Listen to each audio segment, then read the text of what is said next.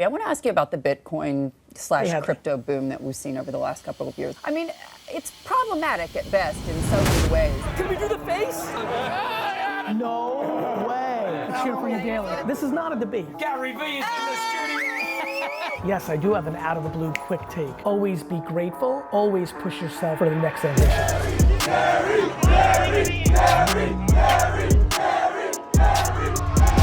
That's cool.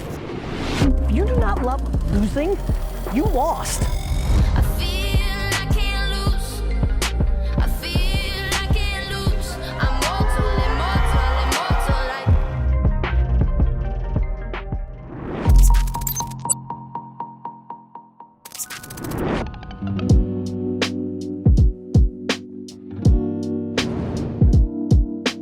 like. To me, it's about living within your own self. I think the biggest issue for so many people is they over worry about validation from the outside, whether it's about their appearance, whether it's about how much money they make, whether it's to make their parents proud, which is a nice thing. The only way to actually get to that place that you really want to get to is putting your fingers in your ears and living in your own world. The cocoon you create for yourself is the place that you can be most happy, because when you actually need outside validation, you will always be vulnerable.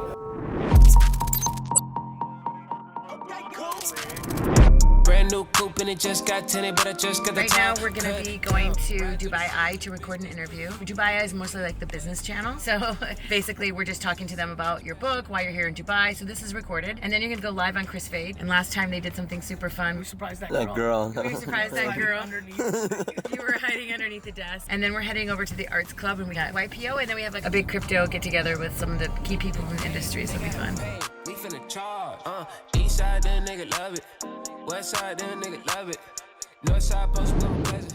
Some people don't maybe have the disposition, or perhaps they don't react well to the kind of dopamine levels that get released when you chase kind of attention, if you like, on social media. What do you say to people who are kind of struggling balancing that? That long before social media came along, humans struggled with that balance. Dopamines have come in many forms, including interacting with other human beings. This narrative that is quite popular, which is blaming technology for your struggles, is a losing game. I want to remind everybody who's listening that only 30 years ago, we would blame the television. We would blame magazines showing models at 90 pounds as a bad force. And all the things we today try to point fingers towards social media platforms, which I want to remind everybody are completely empty vessels that human beings fill information with, is something that has been historically true. There was a time and age that I could have sat in this exact studio in the 1960s and you would ask me questions of, Gary, what do you say about the situation where we have the Beatles and Elvis disproportionately impacting children and believing in this rock and roll thing? This is human evolution. We continue to be incredibly infatuated with finding ways to point fingers towards the current without pointing thumbs to ourselves and leaning into accountability and self-awareness of how to deal with the macro. And I think I'm very empathetic to people's concerns about the amount of time that children and other humans spend on this platform. I want to remind people that there is incredible good from those things. There are people who spend time FaceTiming their elders in different countries because of technology and social media. So I think we're in the current state where we're looking for the shortcomings of the platform, which of course there are, because human beings have shortcomings.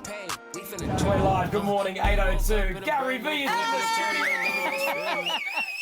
Throw it up, something in my cup.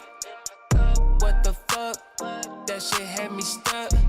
Can we talk about accountability? Yeah, sure. Yes. Like, talk about something the world desperately needs. We want to blame the algorithm. We want to blame our parents. We want to blame the government. We want to blame everything. Yep. We have become addicted with pointing fingers, and nobody wants to point the thumb at themselves. I believe most people's unhappiness that are listening right now are completely predicated on their lack of accountability. If you are unhappy, you are actually in a position to fix it. If you're listening to this, you are of the means to fix it, right? Like, you're not happy about your boyfriend? Break up with him. You don't like the country you're in? Move. And here's the point, whether you're right or wrong, your mother might be poisonous, but the second you take control of it, you become happier. Like, I think everything is my fault. I'm logical to know that not everything is my fault, but the default of thinking everything is my fault actually makes me happy.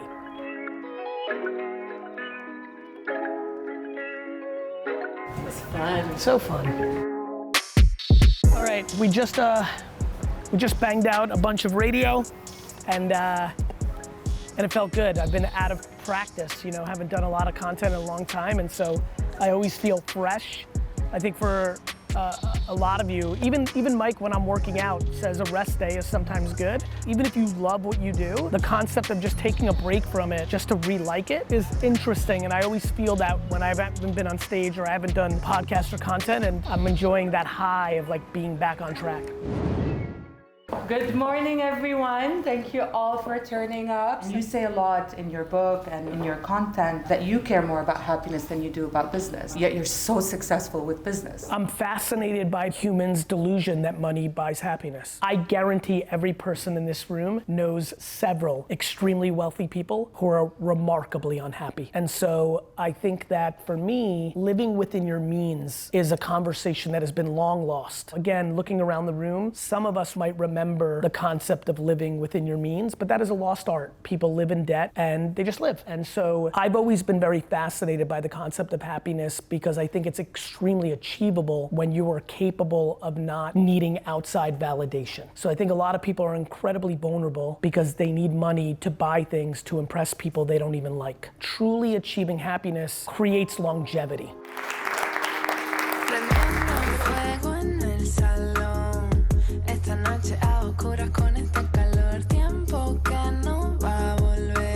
Salmon.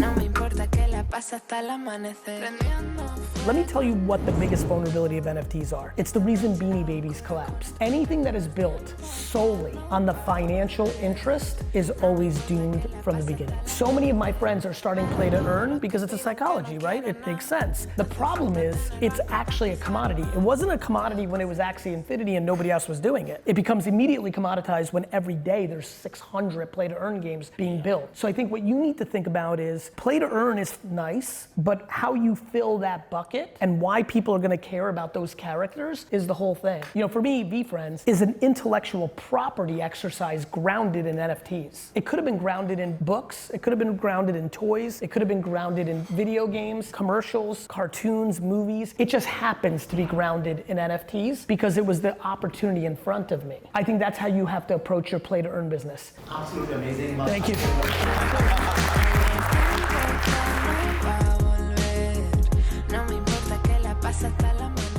I definitely believe that people are struggling to admit that their digital life is more important than their physical life because it seems challenging. It seems like that's bad. I had a friend who really came at me on the NFT thing, a good friend, and like a fun way, like a fun, good debate. He's like, this is the stupidest thing you've ever supported. It took me 6 seconds to win the debate. I said, you've asked me to get you a blue check on Instagram for 3 years. I'm like, why? Why do you want a blue check on Instagram? Because you just told me this is stupid because you can't hold it. You can't hold your blue check. You value your digital presence so much that you think that's validation. We always demonize the current and we put the past on a pedestal. So I definitely believe that people are misunderstanding their digital life, but they're living it. So I skip straight ahead to the bread part. Topped out, I'm cool on the Chit. What's good, everybody? I am here in Dubai. D-Rock is here. We're in the region. We love all of you. I hope I run into all of you, and I miss all of you. Happy, happy, happy day. I don't know if you know this, D-Rock, but I'm one of the great Frogger players of all time. So we're about to play actual Frogger on this highway, and I can tell you right now, I'm gonna dominate these Dubai cars like nobody's fucking business.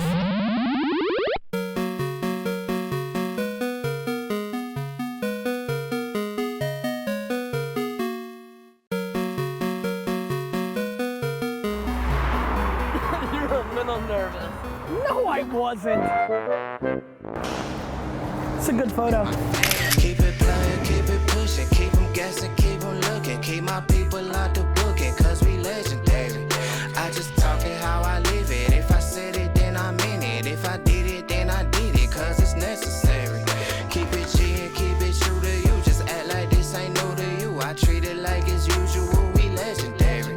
I just get it how I live it. If I said it, then I meant it. If I did it, then I did it, cause it's necessary. Look, all my niggas. What do you think is the next thing? We had mobile phones right now. We had computers and tablets and personal assistants before that. Where do you think the next big thing is? Because they're stagnating right now, smartphones and... Very stagnant. I mean, Apple's phone is basically the same. I don't know, because it's not a space to spend a lot of time on, but what I would tell you is, I'd be stunned if we don't evolve into robots. Stunned. I think in the next 100 years, if you show me a human being, I'm like, that's a robot. I think I personally know dozens of people that would implant into their body technology. Yeah, I've done that already. You have? Yeah. How so? Chip. You have a chip in your body right now? Yeah. And what are you tracking? Nothing, I just use it for payments, for card exchange, things like that. They do it in Sweden, it's nothing new. There are some countries that are actually doing biometrics even for payments, like in the Your UK. fingers, yeah. I love it. I would do it. General, hit the coast of Florida, feeling sorta like a Seminole. No exaggeration, all my literature be literal. Little do they know I do. Shit, what's that? They're all lining up for you, by the way. And what am I doing? A talk? Yeah. Amazing.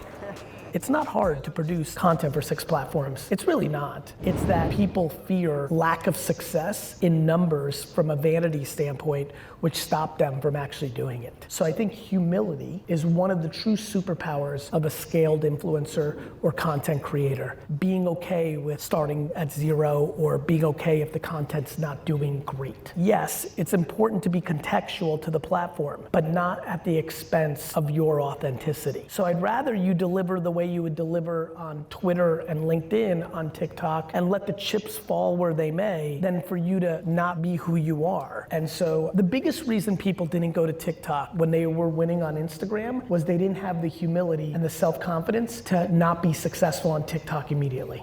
Cheers. Thank you. Having your self-esteem wrapped up in outside validation is always the greatest vulnerability. Do everything for yourself and your family, not to impress people that you don't even know. Special announcement. If you don't get the joke why I'm pointing up, you need to follow me on TikTok. Anyway, check out the Monday to Monday this week. It's a playlist GaryVee and I update every Monday. And this week we have a special artist. His name's Chicocurlyhead, okay? GaryVee and I just went to Atlanta on Monday. We met up with Lil Durk. Chicocurlyhead came with us, and Chico's super special, okay? He dropped a new project. Go stream it. You'll see what I'm talking about. He's from Panama, lives in Atlanta. One of the songs is called How It Goes, and on the hook he says, I'm from Atlanta, you know how that goes. And if you're from Atlanta, you already know how that goes. So check it out, let us know your feedback. Anyway, back to WeeklyVee. I'm from Atlanta, you know how that goes. You see how we get it, you see how it goes. Yeah, hey.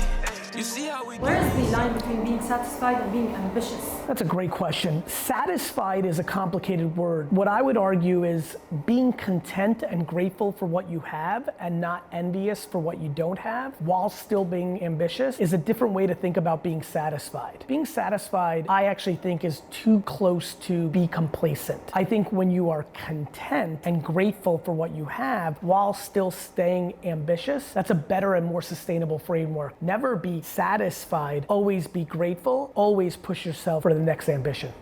Amazing, thank you so much. Cheers. I know that a huge crowd was waiting for you down. Thank you. Gary, Dr. Marwan was explaining to you this car. This is an art card that I told you about. Oh, this was it. So this is the car, this is the artwork, and it's dynamic artwork, so there's an augmented reality part of it, which is actually moving. And also, you drive the same car in the virtual world as well. It's very cool. What Cheers. would be amazing if we could have this signed by you? Sure, happy to do it. You see how it goes. Yo soy el pana trayendo ese flow.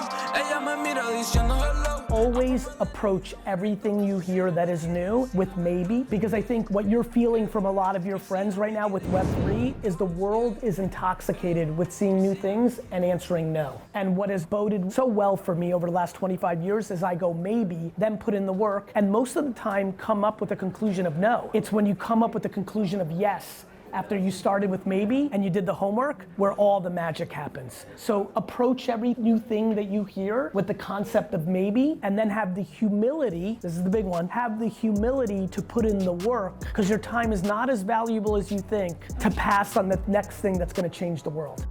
I'm currently 19 years old, alright, and I started my business. I took a gap year from my high school because all of my friends they're in colleges right now. So what do I do right now? So like, should I be continuing my business? Should I do college? What would you suggest for me? You should continue your business. And not do college? Well, a couple things will happen. One, you may be unsuccessful with your business and you may decide that you want to do college. And as long as you have the humility to be a 22-year-old freshman, then you can go to college. College will always be there. The number one thing that holds back people from doing what they want is valuing the judgment of other people. As long as you have the humility to be a 22-year-old freshman in college, then you should do your business. And again, what's putting pressure on you is the way your friends are living right now. But I always believe that somebody else's life really has no impact on yours. You chose this for a reason. Don't bail just because it's inconvenient. Because I wanted to do something different than literally everyone is doing. Well, the question is, are you doing it because you want to do something that's different, or are you doing it because you want to do it? Both. Well, good. Then you're perfect.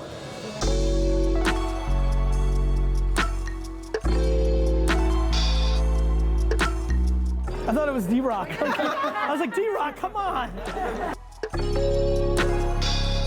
GaryVee, welcome to Smashy Crypto Show. Thanks for having me. There are a couple of concerns about the metaverse and this word, which is like data security, for instance.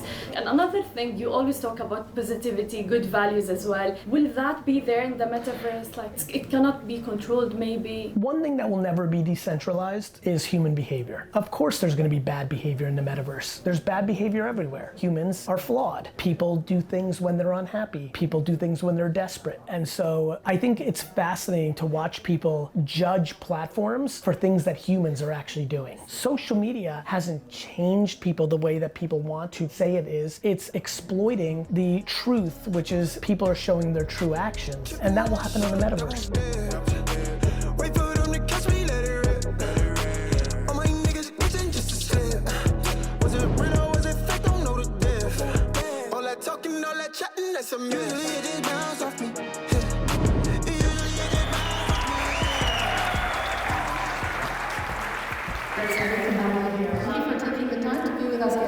It is super lovely to be with all of you. Thank you so much. The rules of the world on when you should have your life figured out, when you should be married, have children, make money, buy a home, and everything else are based completely on when people live to 45 and 55 years old. Period. The problem with that is we're living to 100. The concept that a 25-year-old should have everything figured out is laughable. Most 60-year-olds I know don't have their life figured out. Why are 25-year-olds putting such pressure? I think that we have societally done a very poor job to our youth. One of the great reasons I struggle with the way that education is sold in our society is we train kids from a very young age that you will be judged every 90 days on your actions. I think it leads to very, very vulnerable behavior that maps to our adulthood. So yes, I think that way too many people are judging themselves in the short term. Yes, I believe that if you are 63 years old, you still have 30 years to achieve fulfillment and happiness. And I think it's time that we have a totally different conversation around age, to the point where in actuality, the fact that we pressure children into starting to get serious at 22 is actually ludicrous. 22 to 30 should be wild, high risk, high reward behavior, because it's practical. Because even if you blow it and nothing goes well, you can start getting serious at 30, 35. And so we ask people to, now you're a grown up, get a real job, and all this other ludicrous behavior that I think has really hurt society. I think it's quite depressing, for lack of a better word, that there are people that are 40 years old, still have 60 years ahead of them, and they think it's over. I think that needs to stop.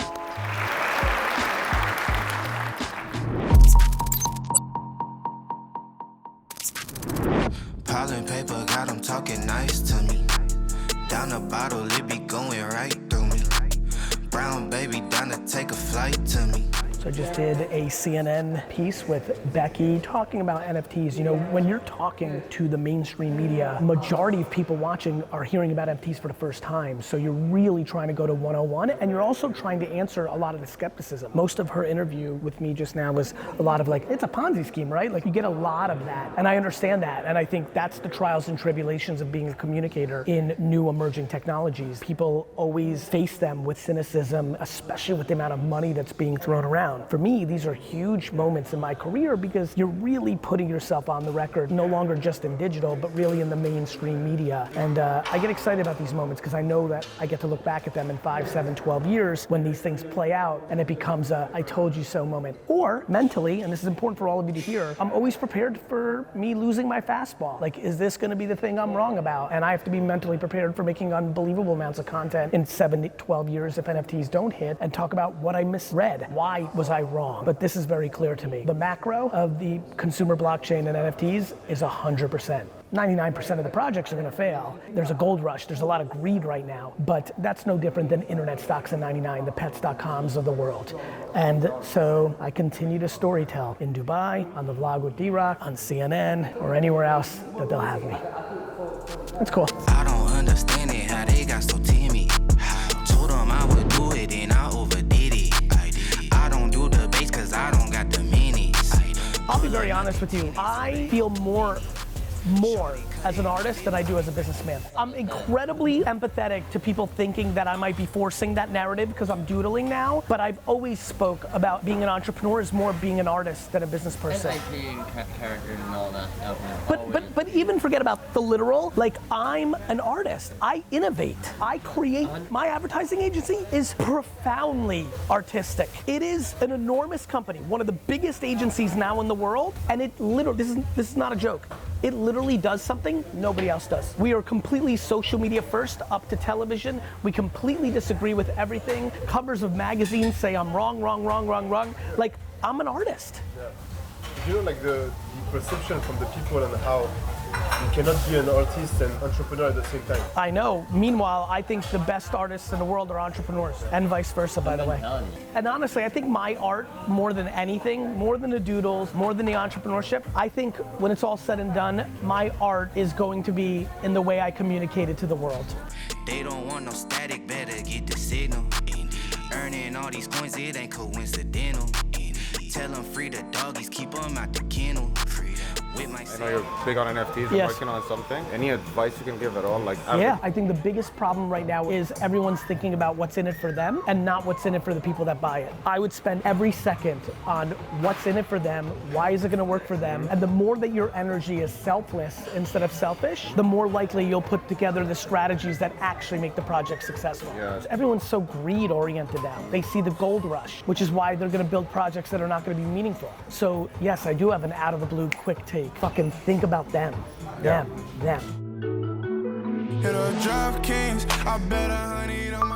Hey y'all, so at this point in the day it's around noon in Dubai, and this is the day after Gary's interview with CNBC dropped on all channels. So Gary's seeing the early numbers from the US. It's not even 5 a.m. in New York and the video is already going super viral. You might have seen it around. I want to ask you about the Bitcoin / crypto boom that we've seen over the last couple of years. I mean, at this point, it's an avenue not just to make a lot of money or lose a lot of money, but it's also an avenue for money laundering, and it's also a place where white supremacists apparently are taking options. I mean, it's problematic at best in so many ways. How do you see what's happening in the crypto space today? I don't think the crypto space has any more problematic issues than the internet, society at large, mainstream media, Wall Street. I think it's a new avenue of innovation, and I think every avenue of innovation has good characters and bad characters. So how do I look at it? I look at it as a new platform where consumers and humans will evolve, and all the good and the bad that comes along with human behavior will play out on the platforms. Or maybe you've seen a couple memes made out of it. And so this is when Gary is starting to see the early reactions. He's starting to realize that this clip has some traction, and this is what he has to say about it. It's gonna have like a lot of views. And just like the whole tone of it is like, this is all bullshit, and it's the least bullshit of all time. I mean, this reaction is, I just know consumers. You know me, I don't give a shit about any of my shit. I'm reacting to the reaction. Yeah. It just hit a tone.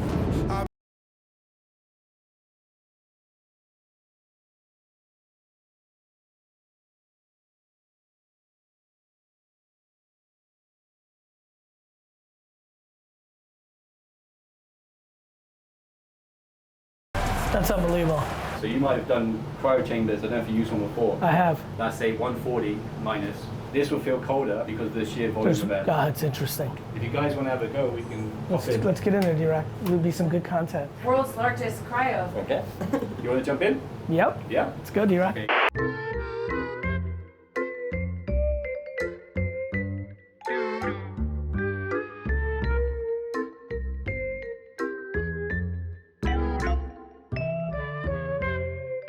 Gee, how was it? Phenomenal. Yeah, that's great. I know, but you weren't cold? No, I mean, listen, you walk through New York. There was a lot of competitive juices flowing in that kind of shape. Somebody was willing to.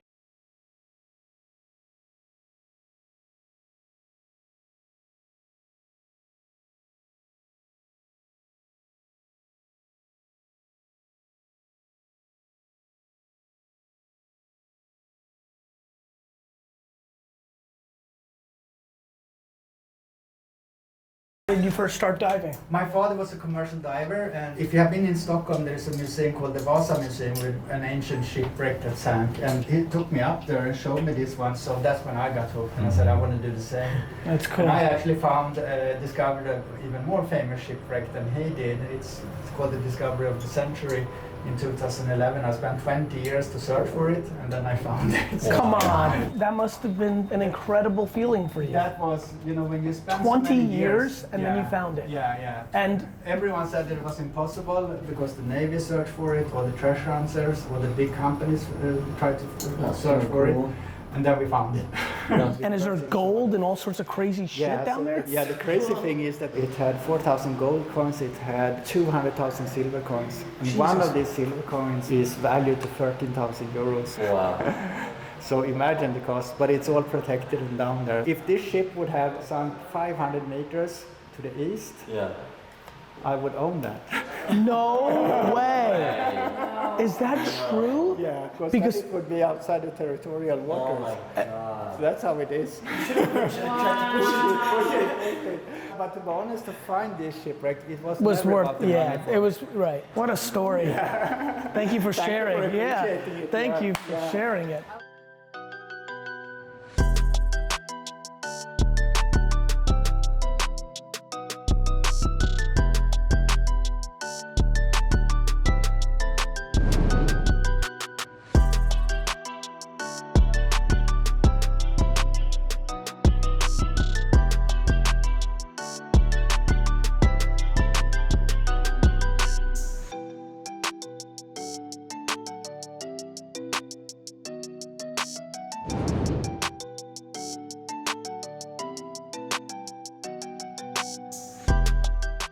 All right, good news. I found the turtle's father. And we've made peace. Me and the turtles are good now. It's okay, no beef anymore. It's all family. Yeah, no, all good.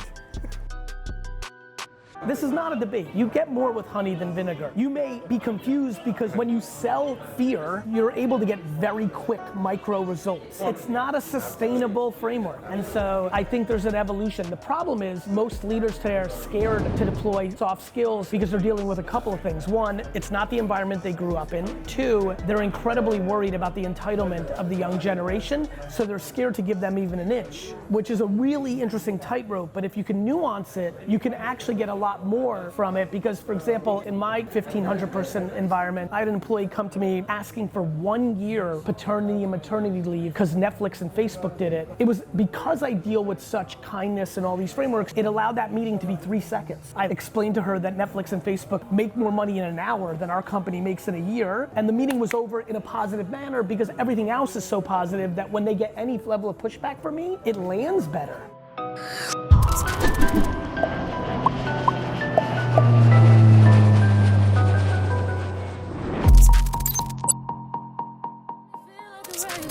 Something that you do to me. Got me feeling like it ain't nothing new. Cause I got money on my mind, shooters are behind. Been through the mud and now I'm growing in sunshine. Got it out, he like that hustle when I wear it out. These diamonds better front ain't no cloud. Don't worry about what I'm getting out, cause it ain't no doubt. I'm whipping that shit, flipping that shit. I'm the bitch that you've been heard. Cause my shoes, bags, baby, Dior. And I don't wait at the store, they waiting on me, of course. These others need it. Herm, show me where to line. That's you. That's a you problem. This fucking ass. Don't touch it. I'm sorry, I'll make it worse. Yes, that would make it worse. You need white wine. I know what I need. D-Rock. Fucking Baby, got me feel like the right time, but something that you take. most people's biggest thing that they're missing is humility. Everybody wants to act like they're successful. Everyone's spending more energy thinking about how to take a photo that makes them look successful than actually fucking becoming successful. The way you're gonna be in a 9 to 5 this young and build an empire is gonna be about patience, execution, humility. Like, it takes a lot of work. What's up, bro? It's good to see you. It's so cool to see this in person. Yeah, I'm good. I'm good, man. So good to see you, bro. I'm proud of you. I appreciate Keep that. pushing. Genuinely. You really got good I saw vibes. that you were coming to LA, so I was like, bro, I gotta stop by. I really appreciate it. I'm really proud of you. Thank you, Keep man. pushing. Thank you. I really appreciate it. Stay patient too. I got you. You're so young. I got you. You got so much opportunity. I really I see a lot of light in you. I'll make you proud. You already made me proud. I appreciate Just keep going. Thank you, brother. D-Rock, you gotta see my... Yo, grab him. Yeah, you gotta get that on film. I got an official bee friend from the man himself. All right, let me read this. One, how do I bounce back? You got it, you got it. That's the only question I ever have. It's a really simple game, bro. You have to allow yourself to be okay with grieving, and when you're ready, you're ready. People demonize grieving. You should grieve as long as you need to. Everybody will tell you the wrong thing on this. You're allowed to grieve, bro. It's tragic. I tell my team all the time, when the real shit happens to me and I lose somebody I love, be prepared for me being ghost for a year. I don't know how long it's gonna be, but I'm not gonna be tough guy come in the next fucking day. Allow yourself to grieve. Don't worry about other people's opinions about your fucking grieving. Grieve. Get that shit out, swim, meditate, eat, do whatever the fuck you need to do. Grieve. Give yourself permission to grieve. You're a young dude, you got You over plenty here of got time. me crying. It's a pleasure, bro. Just grieve.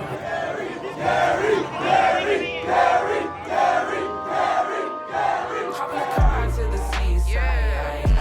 It's a roller coaster. Taking a risk for the low tide. Offer the hopes of a better life. Alternate. Change the plan. I had to go and recreate. And this is the incomparable GaryVee. He's gonna come up, put your hands together. It's good to be here. Hope everyone's good. Just want to chop a little bit on NFTs and music. 20 years ago, people signed deals fast. Now, they sign deals a little slower, right? People are a little bit more thoughtful, trying to build more leverage. Once everybody in this room and this space understands what I just talked about, it doesn't matter what the language is going to say. You're never going to sign a deal in the first place. When you just know, like, yo, let's just sell it to our fans. When you have 7 million followers on TikTok, you're going to find 10,000 people that are going to give you $800 for a piece of your back end. $800 times 10,000 adds up. This is what every artist will aspire to. People, instead of aiming for a deal, will settle for a deal if they weren't able to sell or big enough fan bases. So now you're doing the royalty thing. With music, think about how it's gonna work out. This is why the artist is gonna win twice. So now you put out the NFTs for the percentages of the back end. You pop off. Now, people are just gonna run math and be like, okay, this artist hasn't even hit the apex yet. They've got historical data. I think this artist could be #1 for another 13 weeks. They're gonna run back the math, figure out what Spotify's kicking you. They're gonna be like, fuck it, I'll buy his NFT for 50% more than it is right now, because I know I'll make it back in 15 weeks. And so you bought an NFT for fucking $400 to get a piece. Now you're selling it for $4,000. You made some money on royalties and you sold the NFT for $4,000, but the artist gets $400 on that transaction, or $200, depends on what the math is on the royalty. So there's double royalty economics for the artist. The contract they make money on every time it transacts, and obviously the royalties of the music. So now artists can be playing in 2 places.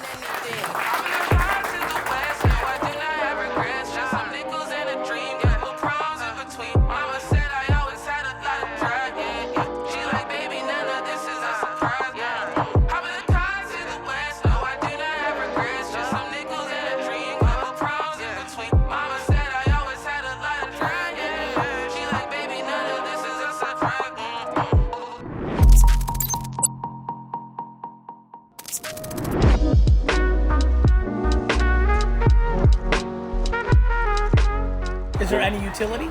Tons of utility. Festival, building dinners, monthly meetup. We have For Green Street. Yes, for the NFT project. Yeah.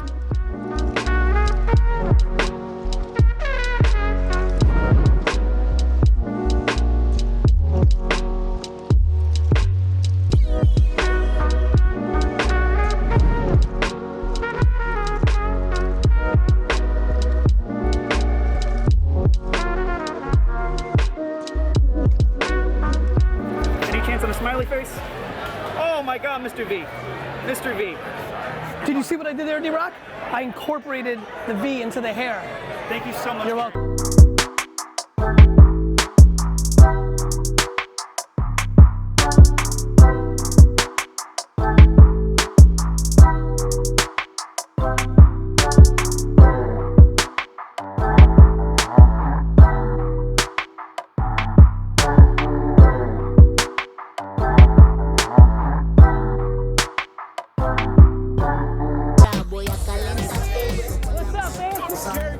My name is Flink Johnson, actor, comedian. You fucking inspiration and motivation. You tell the real shit. I'm a procrastinator, and I be fucking up, bro, but you say the right shit. Can we take a picture, GaryVee? Fuck the procrastinator. GaryVee, Thank you, man. brother. Looking sharp, bro. You looking good, bro. I stole it. This jacket came with an eviction notice. It did. Thank you, brother. My dude, keep that humor going. It ain't no thing to do my thing, it's what I do the best. I feel my mattress, pay my taxes, then I blew the rest. And it's okay to do. What's up, boy? What's up, legend? How you doing, brother? Hey, fam. Great to see you. Hey, my pleasure, man. Congrats Always a on this, motherfucking bro. treat. Thank you. So fucking proud of you. That 360 shit is crazy. I'm so proud of you, bro. What we gonna do now? Gonna fucking make it #1 again. Make it #1 again. My man. Real pleasure. Good to see you. Get the game, learn the game, play the game, sell the game, all that. Oh, D-Rock. Change all that. Feeling myself, they be feeling me too. I love you, kid. For real. I cheer for you daily. Daily, for real. You know it. No, bro. What up, though? This is Big Snoop Dogg, and you know what time it is. Get ready for VCon. We coming at you live and direct. You better know it. The legend's coming. I'm coming. Live.